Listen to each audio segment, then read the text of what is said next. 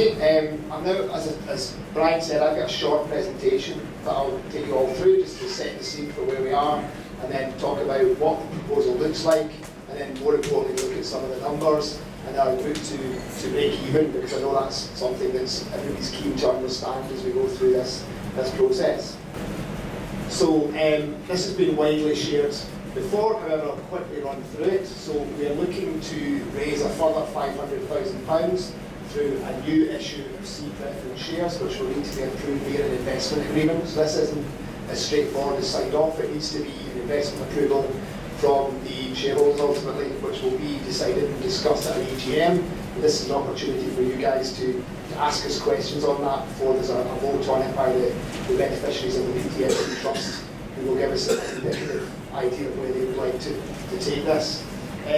So what does that look like? Well, if it's passed, it would see the fan ownership diluted down from its current level to about 65%, 59% of which is held by the PTFC Trust, with the JAGS Trust having 6% post-dilution. It would mean that the new investor holdings would be a little bit over 20%, and on the current proposal, Donald's personal holding would be somewhere between 10 and 12%, depending on the levels that other investors take up. As we previously said, the rights attached to these C preference shares allow the holder of the majority of the shares, Donald, to appoint a director, and there is no right of redemption to these shares unless the club has over £2 million of cash in the bank, something that for the entire season, so that's an important distinction, and that's something that, to my knowledge, I've trawled back through the accounts to the 70s, has never been the case. So I think we're saying there's a fairly unlikely scenario that the shares would ever be redeemed. So in practice, this means that there will be no operational changes to the way the club operates or the board is selected and operates. However, we do have to consider our two weighty things to think about. And this proposal, the first being that it would mean a dilution to the fan ownership, which I know is something that is important to a lot of people and something that needs to be considered. And secondly, the reason why we think this is necessary, which is the club's cash position potentially. So just a quick note of what's Donald's involvement with his investor group has been so far. So they invested about £500,000 in October 2023, and through various other donations and schemes he's had going to help the club, that totals out, there's another sort of £750,000 will probably be invested in the club as an effective donation in that period of time. So it isn't just about equity, that there has been donations in other ways coming from Donald and through sponsorship and things like that. So you can see on the screen what that looks like. So I guess why are we here today? Why is the investment needed? Well, in a nutshell, it's to safeguard the club's financial future. We need to rebuild ourselves commercially. We need to deal with the fact that there was a £250,000 deficit on the balance sheet at the end of May 2023. And we're forecasting, as I think it's been fairly widely publicised, that there will be £400,000 extra losses for the last year and the year we're currently working on.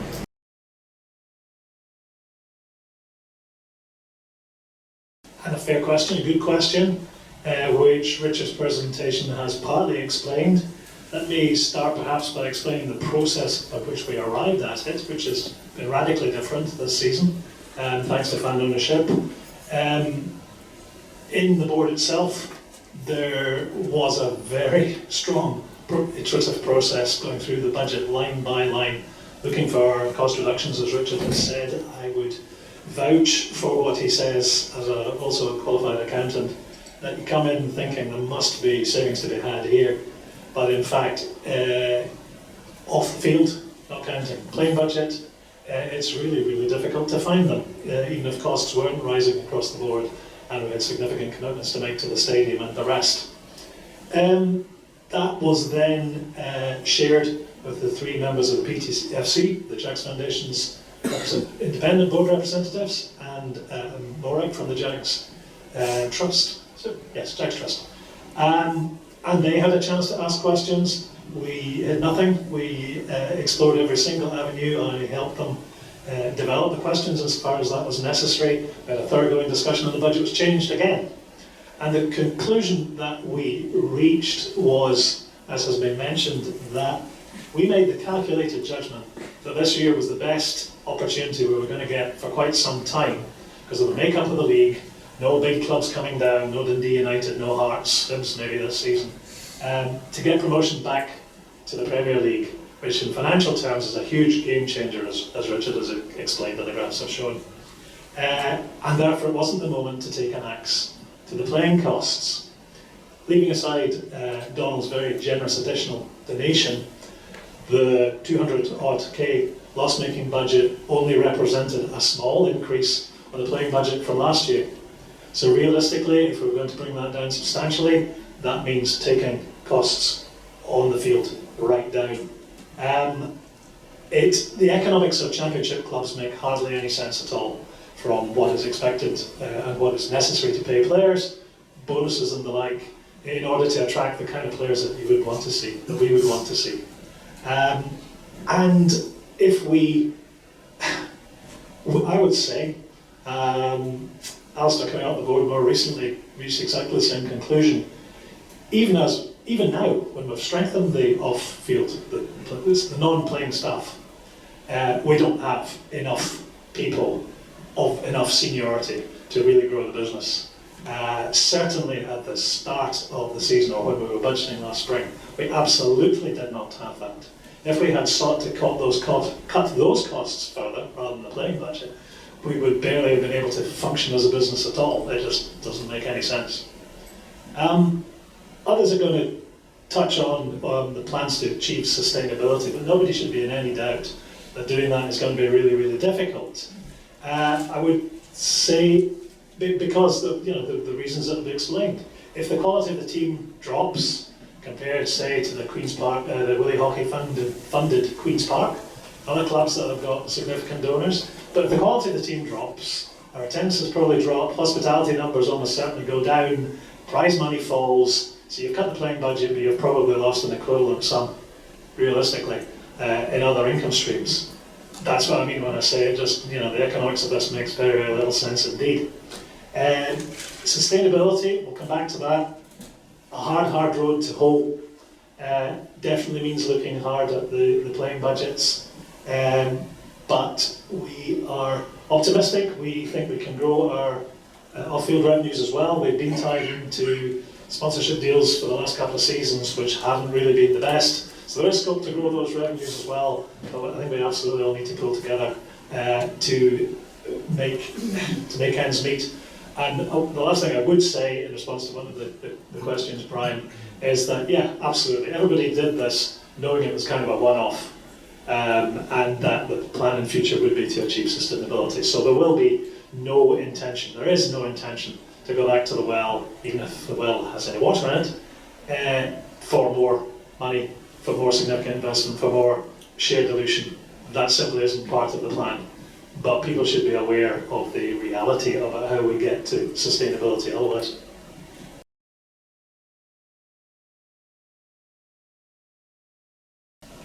The graph that I shared earlier essentially showed how the cash moves throughout the season. The 600,000, as I mentioned at the time, included 250,000 that wasn't really there. It was really 350,000 once these loans that we knew had to be repaid were repaid. The term of the loan said they had to be repaid. It's not like we could have held on to this money for any length of time. The term was, we'll help you get through the potential shortfall at the end of the season that we reached the playoff final.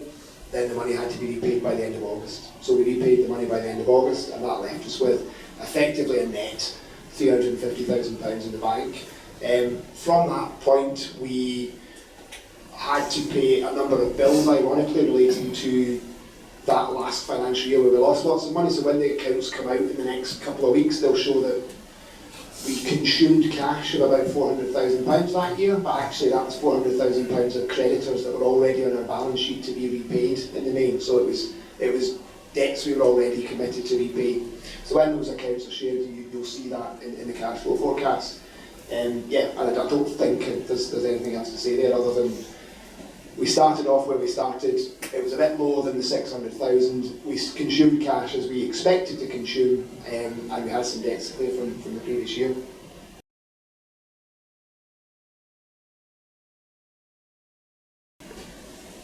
Yeah, well, in terms of cost to go on repairs, we have an urgent need to repair the frontage of the Collier stand. That's about 60,000. We have another work package on this stand here, on the roof predominantly, and in water ingress in this face here. On the John Lambie, we've got corrosion damage to the steelwork that will need work done in it. Those can be phased over a number of seasons. So, and this, the totality of this is probably somewhere upwards of 100,000. We've still got to do a bit of invasive survey work on the water penetration, but upwards of 100,000, but that can be phased over a number of seasons. On the John Lambie, it's upwards of 50,000, but again, it's not ultra critical. We can phase that in, and that will come out of future budget forecasts for future years.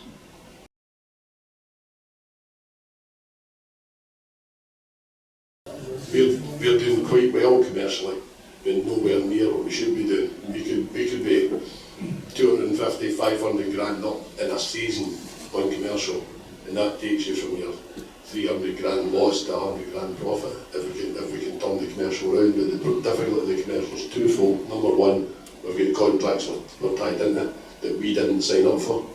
Now, I'm not saying that the board at the time were wrong, because if they needed money, there's a contract on the table. The easy thing is just to say, let's take the money we can get it. And as Alan was saying, there's no risk.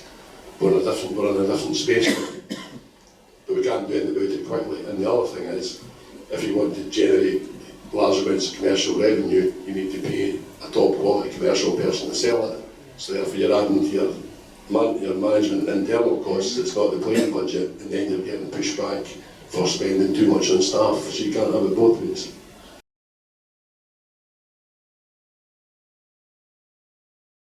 It depends on the mix of I know there's a lot of lands, it depends on the mix of who's attending, the type of ticket spot.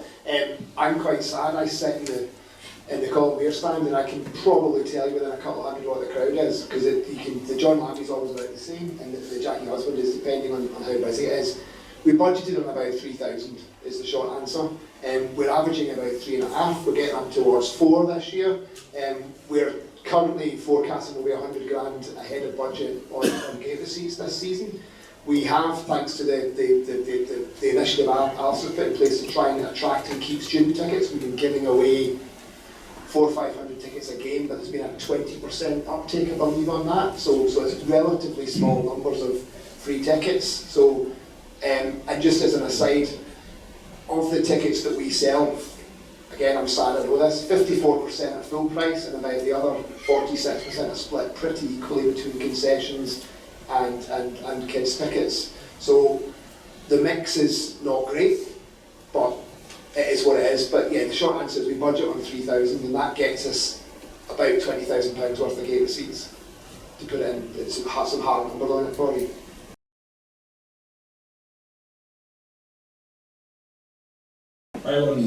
or respectively, will own 11 to 12 points out of the 20% that's being mooted here.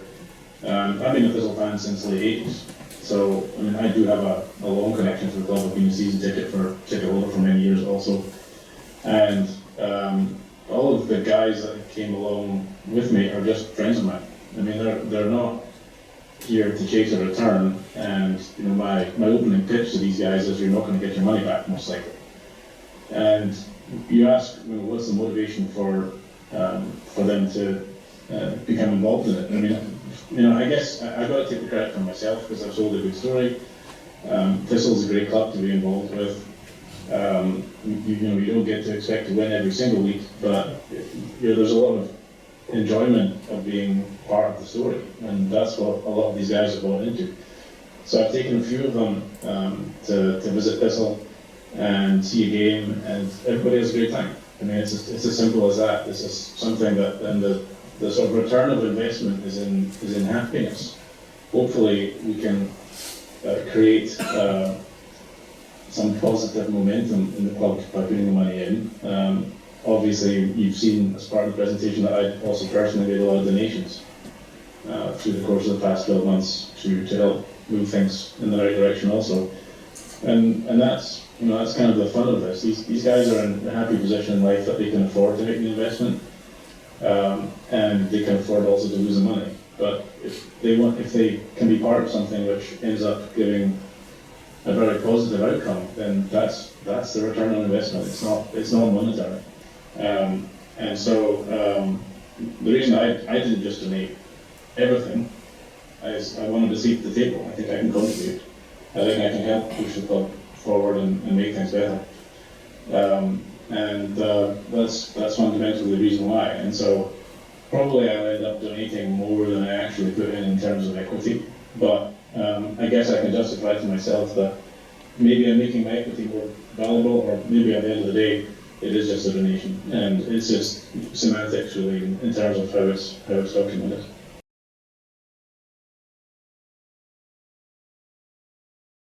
So at the time we became aware that we needed some investment due to the working capital situation. We spoke to 3 or 4 potential investment consortiums. They all wanted different things from the club. In the main, they wanted their money back in some form, or more they'd invested. They wanted a return on their investment. They also wanted a greater degree of control over the club. So for example, they wanted the ability to hire and fire the majority of the club board. They wanted the ability to select key management positions and things like that. And at the time, it was felt that that was more control than perhaps the fan ownership groups would like. And so therefore, we chose to pursue what seemed like a softer, less invasive investment in the club for essentially the same terms. With regards to how funds from fans comes to the club, so when we first started discussing the first tranche, which was also heavily negotiated with members of the Jags Foundation, Andrew Holloway particularly was part and parcel of that. So the suggestion at that time was, if you guys are basically contributing non-dilutive equity to your shareholding, then I'm more than willing to do the same pro rata to my shareholding. So if the fans own whatever 60-70% and they donate 200k a year, I'm happy to make the same pro rata donation for my shareholding to keep up with that. We could construct it as a further equity raise on an annual basis, and that would have the net effect that the fans and myself would stay at the same or close to percentage shareholding, and then if there were any other minority shareholders that chose not to contribute, they would eventually be diluted out. But either way, there's multiple constructs for how that can be achieved. But in principle, I have nothing against it, and I don't think anybody on the board does either.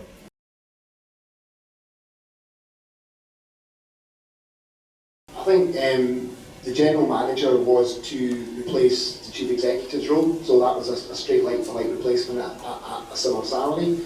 The other ones were to increase our capability to improve our media operations. I think it was understood by, or believed by a number of supporters, that our media some of our output could be better, and that was down to staffing. That was down to we didn't have the number of people. We identified that commercially, we needed more people in our commercial team. So for example, Falkirk have 4 people in their commercial team, we've got 1. So if you want to bring in more commercial revenue, you need more people to pick up the phones, to deal with leads, to go and close business, to make sure sponsor activation happens and things like that. So we felt that in order to lift our capability in these areas, we needed people to do the jobs.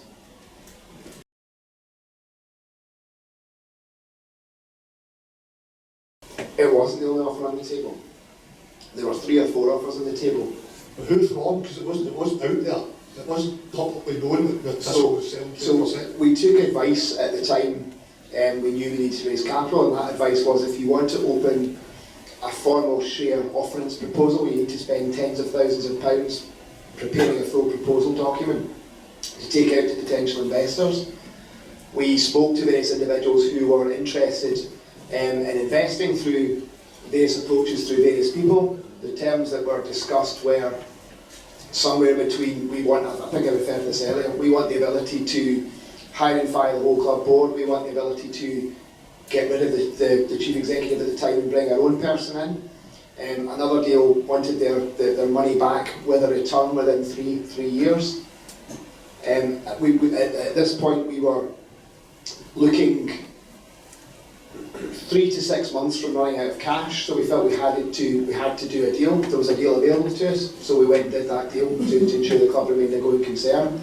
We're now not in such a pressured position, which is why this is a formal proposal for a vote, rather than something that we're going to push through. I think, as I said earlier, had we wanted to go for a formal proposal to the market, we would have to have prepared a full proposal document, which we were told. We spoke to our lawyers at the time, and they said it would cost they told me £100,000, which I didn't believe. They said it would cost tens of thousands of pounds to prepare a formal document. We didn't feel we had the resources to spend on preparing that document. We didn't feel we had the time to spend going through that process when the club urgently needed capital. We spoke to, through our network, people who we believed would be interested. We had several who were interested. For various reasons they chose not to invest. We were very close in May to having an investment done. That investment didn't go through, and then we were speaking to Donald and his group through the summer, and it looked like there was a deal on the table, so we concluded that deal to ensure that the club remained a going concern.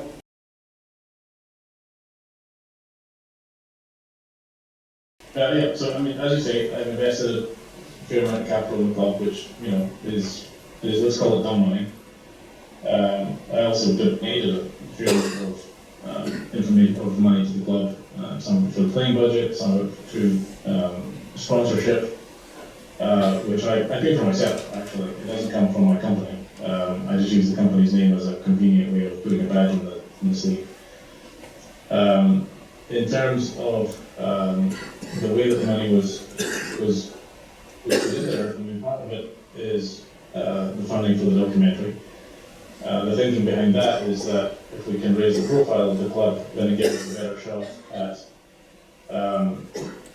raising the bar for the commercial deals that we can do. We just have a more public face. We can have a better profile, and therefore, you know, maybe we get more bums and seats as an aside to that, and maybe we also get better sponsorship deals from higher profile companies. I mean, what I can offer is basically just my network. I mean, that's, you know, when you get to a certain maturity in business, you do build up a network of individuals who are connected, maybe can make introductions for us. The guys who are all coming on board with me are in a space where they get access to, let's say, a lot of commercial entities who, some of whom, through word of mouth, we may be able to leverage into, you know, providing sponsorship for the club or something in that aspect. I mean, at the end of the day, you know, you're asking what I'm good at. I mean, I'm a businessman. I built a business from scratch. 4 of us basically in a back bedroom. Took that to a 200 million per year business. We floated on the NASDAQ a couple of years ago, which is why all this is possible. And the guys that I'm bringing to the table also are highly capable individuals. I mean, are we going to come and work on a daily basis in the club? Not likely, but are we going to be able to open our Rolodexes and our contact base to improve things and make some calls to try and get more revenue running the club? Yeah, of course, that's what we're going to do.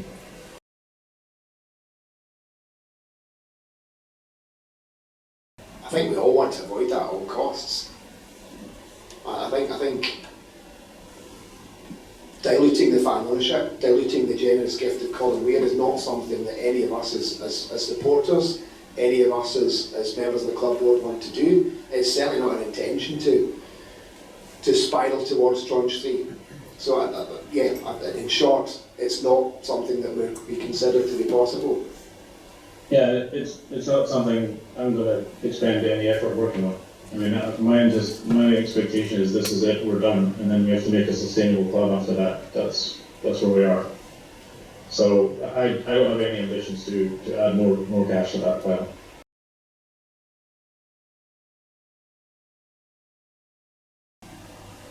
The budget that was agreed at the start of the year was on the assumption that Tranche 2 would happen for the reasons that we outlined earlier about the generally understood understanding that we required £1 million. Budget for next year, if Tranche 2 didn't happen, would be, I guess, more significant cost cuts. Is the honest answer? I think we'd have to look even deeper into budget to make, because we wouldn't have the margin of safety that we would have if we take Tranche 2.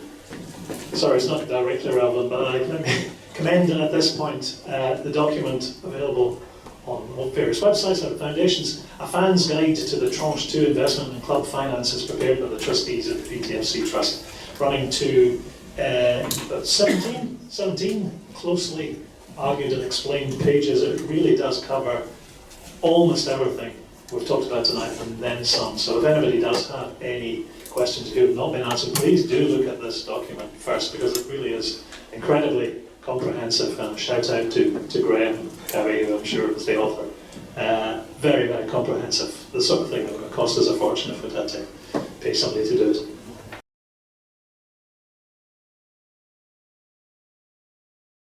You saw in real time that because of the exposure that the documentary brought, that they were able to command, very high profile, high value sponsorship. I mean, they went from a local towing service in Wrexham to United Airlines on the front of their shirts, which is a huge difference in money. When I started the conversation with this, my gateway drug was the shirt sponsorship. That wasn't available to me because it had been already sold, and I was very frustrated with that, especially when I found out the value of it. It really made it easy ask for me to take over, and profitable for the club too. In terms of what the documentary is going to be like versus Wrexham, I mean, I think we're not pumping the same levels of money into the club that Ryan Reynolds and Rob McElhenney are. I mean, they're spending tens of millions to drive them towards the championship, maybe even the Premiership in England one day.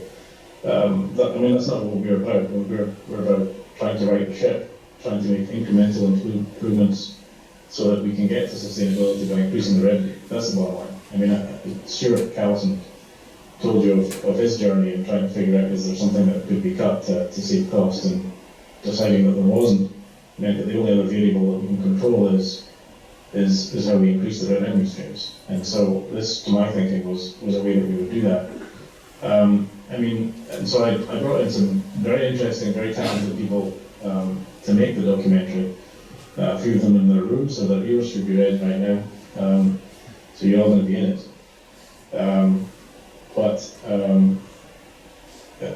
The story of Partick Thistle is not about two Hollywood guys coming in and dumping a whole bunch of cash and taking them from whatever Championship to Champions League. It's going to be about the fans. It's about why we exist and why we love Partick Thistle, and why we're happy to go and see a team that's not going to win every week, and why that's important to us. It's much more of it's going to be a story about us rather than a story about an investment journey.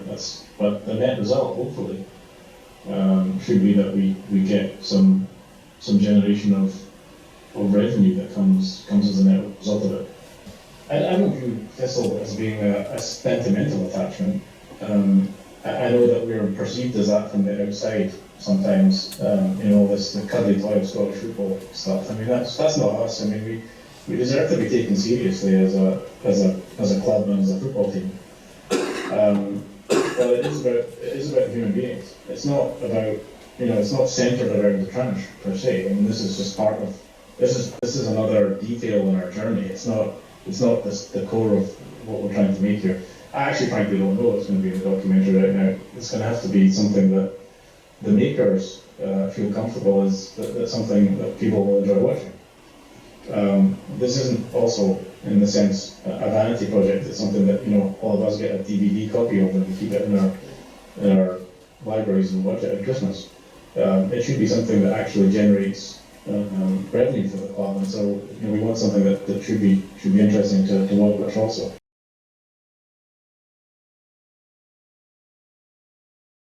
I think Graham wanted to outline what happens next, Graham. So if you can hear me, can you let everyone know how the process works for them as beneficiaries of the PTFC Trust, please? Good Good evening, folks. So, as you know, under the club trust agreement, there is a requirement for the beneficiaries of the PTFC trust to have a vote on whether any new share issue can happen. And that vote is binding on the trustees and will determine how you vote at any subsequent AGM.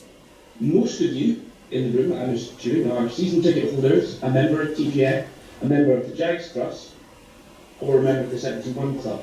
If you are any of those four things, you are a beneficiary of the PTFC Trust and eligible to have your say. We have a database that we compiled with all the information of people's email addresses and names, so that we can send out your e-ballots to you, hopefully tomorrow, and the voting opportunity will remain open for a fortnight. If for any reason you don't receive the email, but we're expecting to do so, get in touch with us at contact@theptfctrust.co.uk. But we're reasonably confident that we've got as close to the fully accurate beneficiary database in place. The email that you will receive will come from a company called Ballotilo, which is a cheaper solution than the one we were previously using for conducting public votes, but with equal functionality. It also ensures a secret ballot, knowing that you will not be held accountable by other people for the decision you have made. That is the ultimate protection that ownership and secret ballot offers. If you have any questions, yeah, if you have any questions directly to my cat, I'm sure you can have the better answer than I will.